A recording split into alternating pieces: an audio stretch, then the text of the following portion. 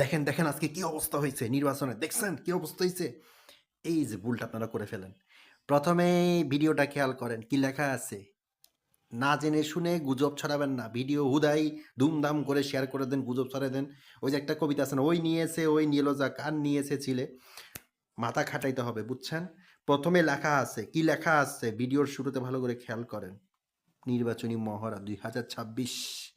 Video না দেখে অনেকে গুজব ছড়াই দেয়, মানে কি শেয়ার করাই দেয়, না বুঝেই করে, অনেকে বুঝে করে অনেকে না বুঝে করে। আপনাদের প্রতি অনুরোধ এই ধরনের এগুলো করবেন না, ভিডিও আগে বুঝুন।